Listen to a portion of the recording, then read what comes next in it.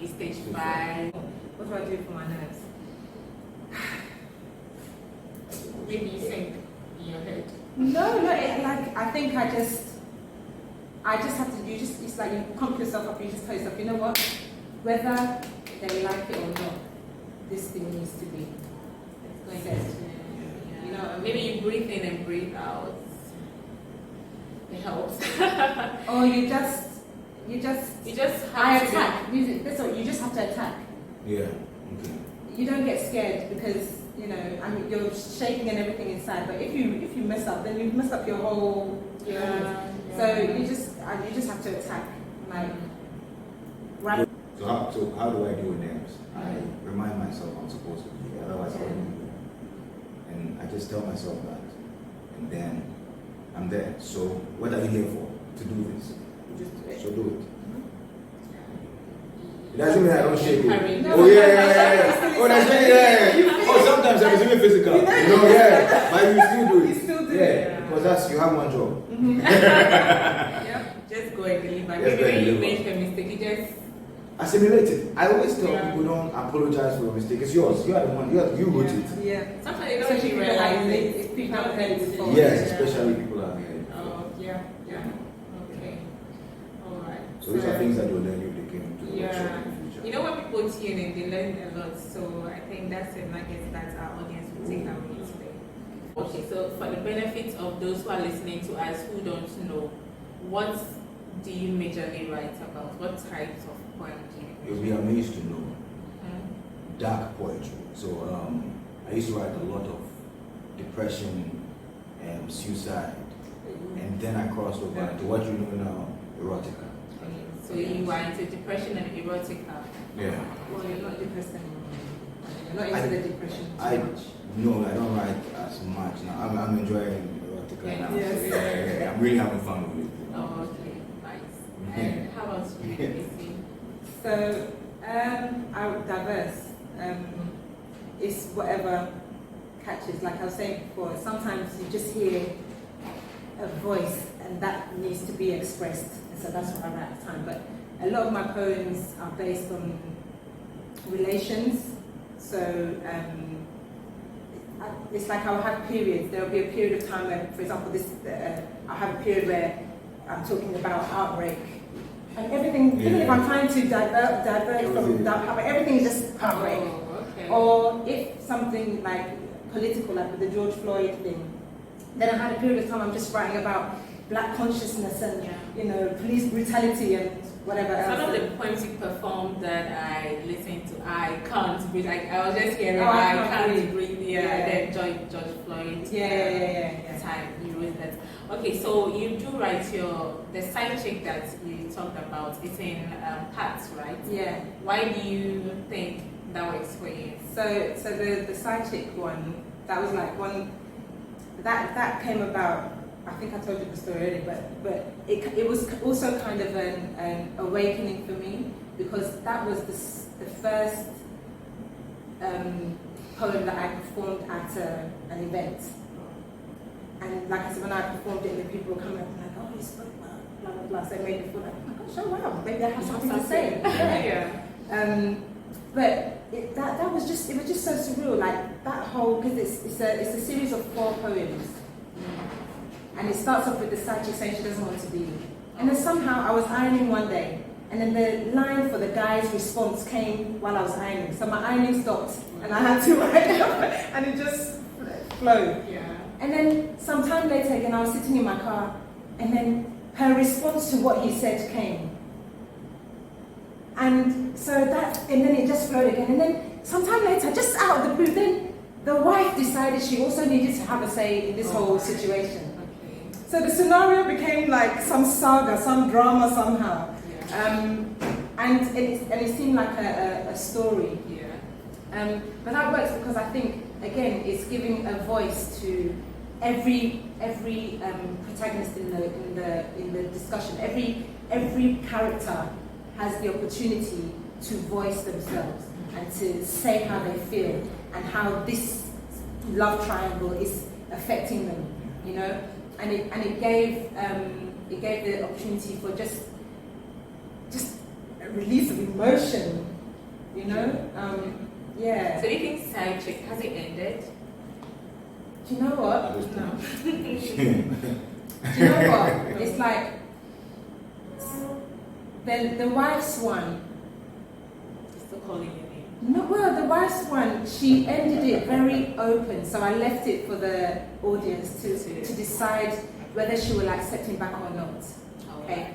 But it still feels like he needs to say something to try and catch her. But instead, what happened was I ended up thinking, or somehow the wife ended up needing to express herself more, to explain how she's been there for him. But is it because she doesn't look good? Is it because of this? Is it because of that? You know, so she had her angry moment with him, but then later when she was just by herself, she was thinking, what, how? And then it ended up becoming now the guys responding to the wife and explaining to her how he was going through some issues, and it's like this side chick thing was just like a release, but it doesn't mean he doesn't. I mean, anyway, all I'm saying is it was very organic. Somehow, I don't know if you've ever been possessed sometimes or something like that, but it's like. But no, my poems are not as long as yours. Yeah, mine go into. And I Yeah. Can I just stop? But the thing just keeps wanting to talk. So. Yeah. There's something I've said about that, and I think I've seen many times, like old creatives, not even just poets, you know.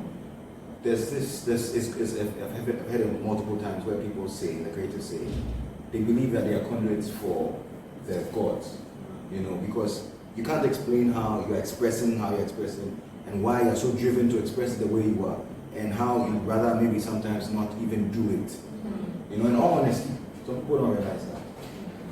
Sometimes you have a poet say, your gift, because some people believe it's a gift. Yeah, I believe so. It's a burden. Yes, because they have to express it. You can't sit down and be feeling the urge to do what you can, what your spirit, your body, your soul can do. You may not be comfortable. You may not be. When when you're very comfortable with something, you don't feel like expressing. It's work. It. Wait, say that again. No, I'm trying to say if you are complacent about something, you don't feel like expressing it until it's done, so and it has to come out, then you feel like expressing it more. There's that. And there's also the expression as a result of pressure. Yeah. So because of pressure from wherever, you have to do the work. So otherwise you don't have done it. Yeah. That is how it can be for some of us. Okay. You know, it becomes a spiritual experience. You know, and so when it's there, you just feel. You feel. Do you feel like your experience, religion, or experience from the African or Ghanaian sector or society or our way of influences the way you write? My answer is yes, because first of all, I've always said I'm Ghanaian first, okay, and whether I like it or not. So that's another thing, whether I like it or not. And I grew up in an environment where people spoke different languages, they meant different things to them, the different expressions, and you could see how they reacted to when they were using the language on themselves, you know. And I couldn't do that. I couldn't speak anything apart from English. So I remember I speak very fluent pidgin. And I yearned for that. And I know that it's because I was in Ghana. You know, if I was anywhere else, I would not be wanting to express myself as a Ghana or with the expressions that the Ghana would use, or I can't even identify with Evan. I'm Evan. Because I was never exposed to that like how I was with Ghana. Because being in Accra. So yes, definitely. Ghana influences my poetry. As I write erotica, I know that people will be affected by it because they're Ghanaian, you know. And I write it how I write it because I want them to think about it.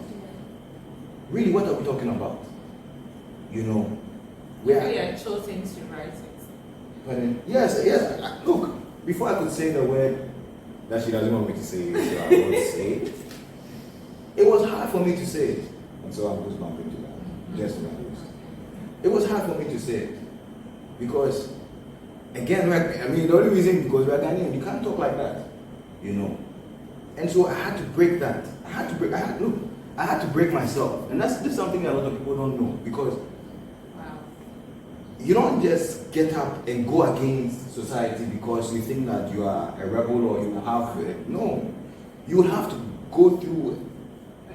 Yes, something is going to break in you to be able to say, I'm not going to be part of that anymore like that. So I had to go through that. There was a time when I was sitting, I was like, how will I be able to tell people this? Because that's all I'm thinking, that's all that's coming out of me. I'm trying to write another thing, and like you said, it's coming out like this. Look, people are talking that. They find their way. Say, look, everything you talk about is sensual. I'm like, So you're talking about food is sensual. Yeah, Can you imagine? Yeah. I've been writing erotica, like the bulk of my poetry has been erotica for like 3 years now, 4 years, maybe 5 years, 4 years. Okay. And can you imagine if I decided to resist not expressing myself erotically or sexually or sensually? I don't even know what I'll be writing. I don't think I'll be sitting here. Yeah. So, like she said, yesterday we went for a show. It was erotic, it was love. It was it was a mixed bucket, and it was an accepting space so we could express ourselves without the censorship of the people's speech. And what they kept talking about was, we need to have more spaces like this, and people should be able to express themselves, truly. It's the same thing Chappelle is talking about with comedy. It's an expressive podium. Once you take it, that is what you are doing.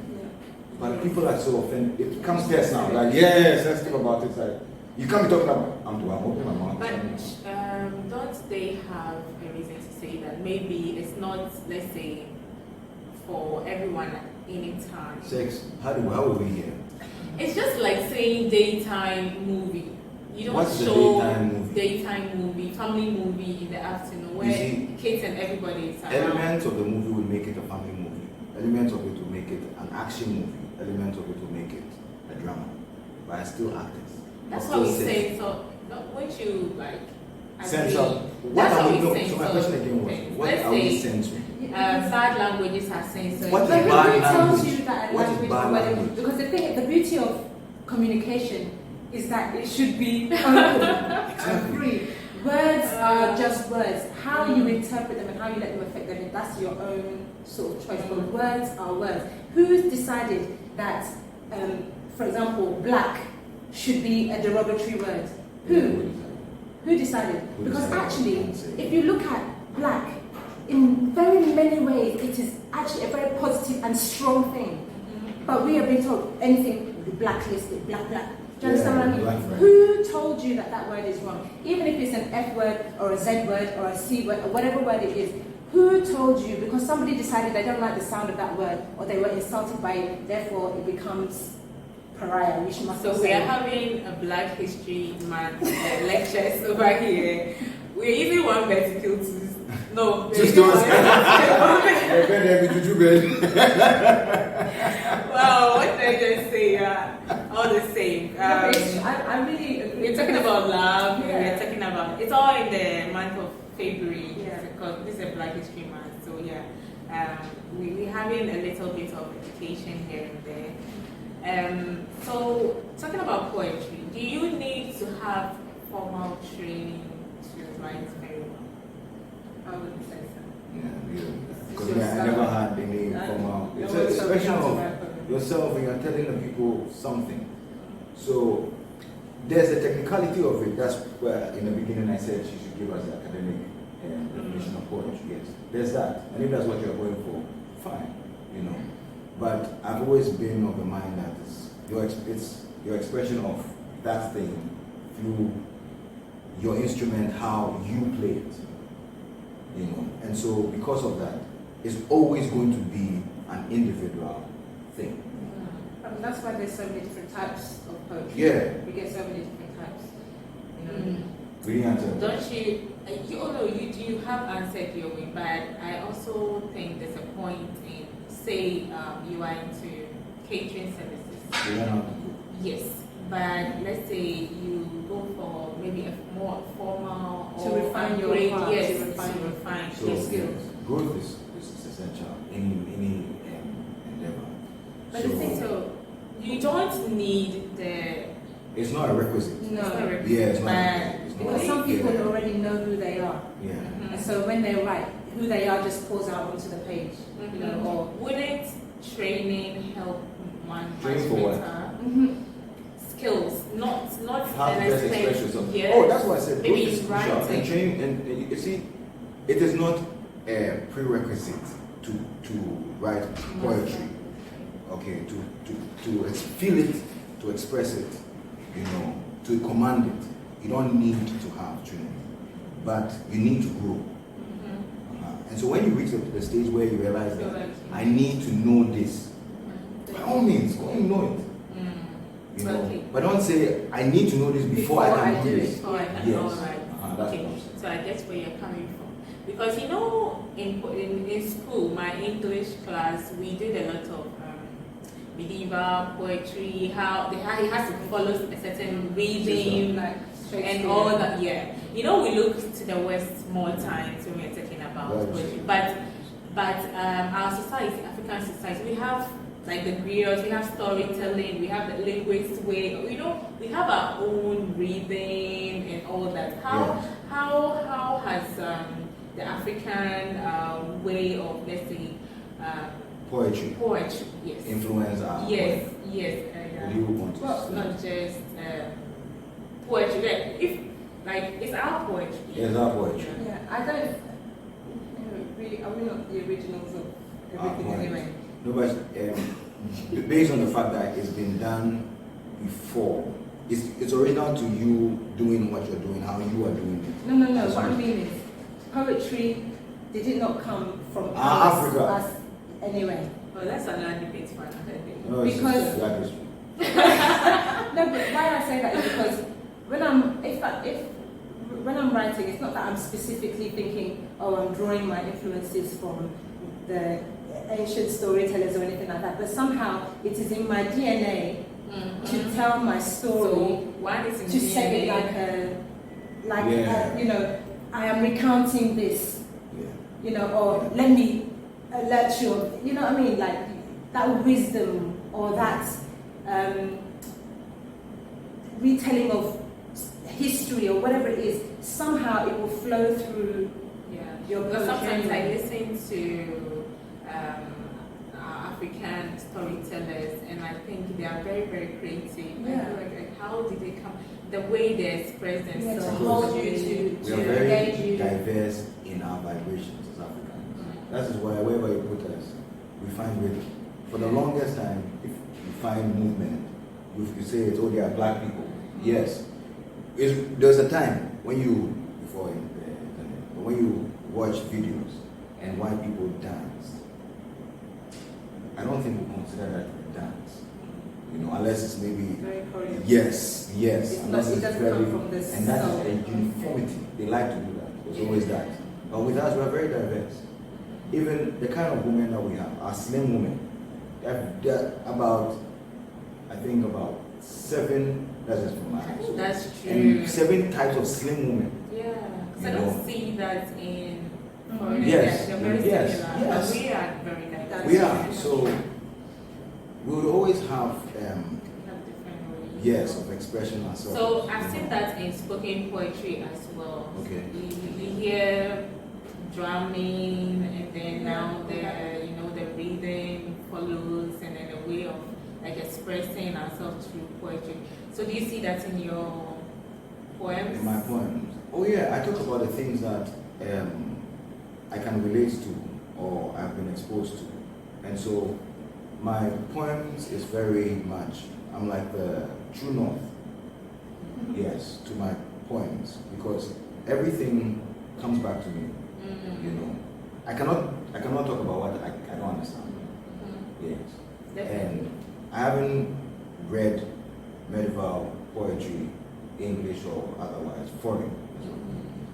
And if the need to comes, why not? But I will not search it because I think it is something I need to have in my arsenal when someone's talking, or to give me value as a poet, that I have access to this and I can tell you about this poem and this poet. No, I don't. Yeah. It's not relevant to me.